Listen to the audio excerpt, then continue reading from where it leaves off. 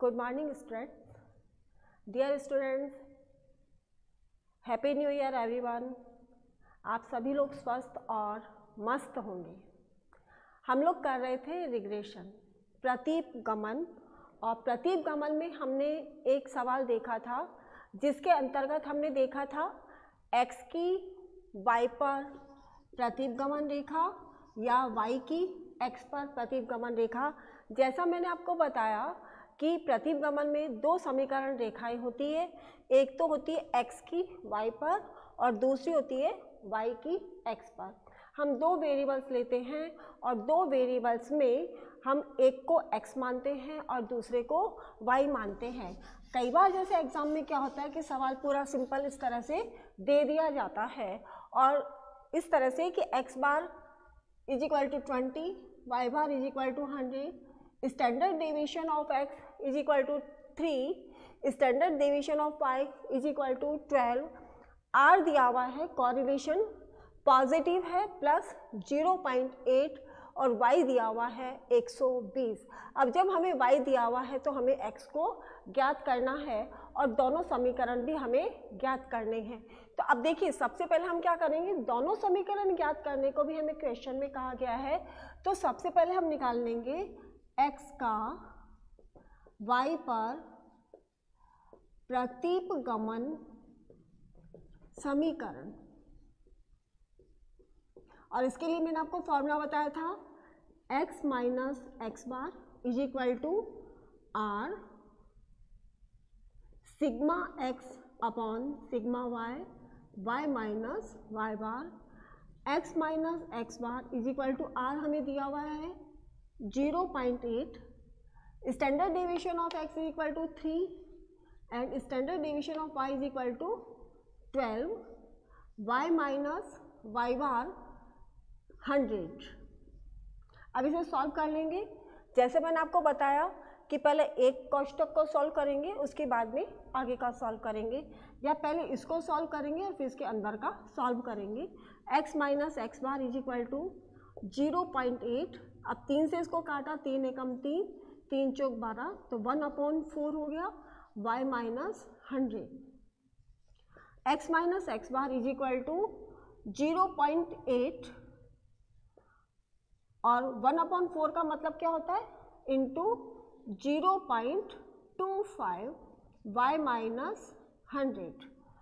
x minus x bar is equal to, अब 0.8 को गुणा करना है हमें 0.25 से, तो 25 अंठे 200। अब देखिए कितने के बार में लगा हुआ है, 1 2 3, 1 2 3, तो 0.2 आ जाएगा y माइनस 100। आपको ये गुणा करना आता होगा कि जितनी संख्याओं के बाद में पॉइंट्स लगाते हैं, 1 2 और ये 3, 1 2 और ये 3, तो 0.2 हो गया हमारा ये।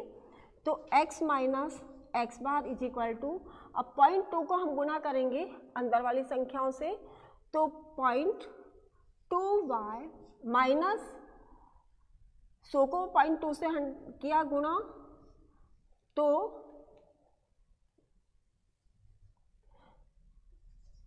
200 और ये हो गया पॉइंट।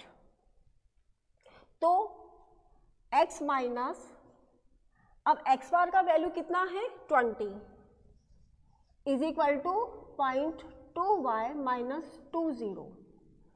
अब इसको हम अलग अलग कर लेंगे, x माइनस 0.2y माइनस 0.20। अभी माइनस की संख्या इधर जाएगी तो ये प्लस के हो जाएंगे, प्लस 20 हो जाएगा। तो x इज इक्वल टू, ये माइनस की संख्या इधर जाएगी, प्लस के हो जाएंगे, और ये हो जाएगा प्लस 20 और माइनस के हो जाएंगे 0.2y। अब 20 में से 0.20 को लेस किया, 20.00.20, इसको घटाना है 0, 10 में से 2 गए तो 8, और यहाँ पे बच जाएंगे 19, तो ये बचेंगे प्लस के 19.80। तो ये हो गया हमारा समीकरण नंबर 1। अब इसी तरह से हम y का निकाल लेंगे। y का निकालेंगे, y का x पर प्रतिपगमन समीकरण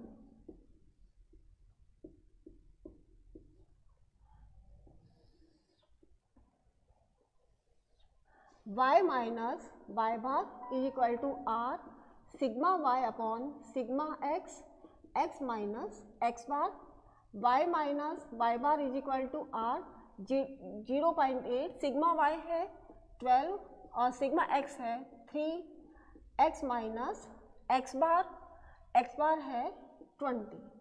तो y माइनस y बार का वैल्यू कितना है 100 इज इक्वल टू 0.8 और 3 एकम 3, 3 चौक 12, 0.8 इंटू 4 x माइनस 20। तो y minus 100 is equal to 8 को 4 से गुना किया 3.2 x माइनस 20। अब अंदर वाली संख्याओं से मल्टीप्लाई कर देंगे is equal to 3.2x minus 32 दूना 64 0। तो ये हो जाएगा 6.4। अब आगे देखिए y is equal to 3.2x minus 6.40 और ये माइनस के इधर जाएंगे तो प्लस के हो जाएंगे 100। तो then y is equal to 3.2x, 100 में से 6 गया तो प्लस के 93 इधर से 6 गए 4 और ये 0, 93.60। ये हो गया हमारा इक्वेशन नंबर 2। अब देखिए ये हो गया हमारे इक्वेशन 1 और इक्वेशन 2। जब हमने दोनों समीकरण ज्ञात कर लिए तो दोनों समीकरण ज्ञात करने पर हमें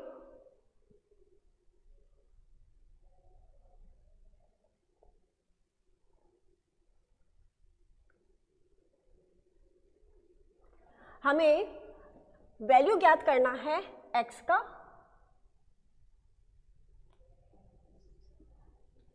तो जब x का वैल्यू ज्ञात करेंगे तो उसकी जगह पे हमें y का वैल्यू रखना होगा, इक्वेशन नंबर 2। और y का वैल्यू रखने के लिए हमें क्या लेना होगा, x वाला समीकरण हमें रखना होगा। और x का समीकरण है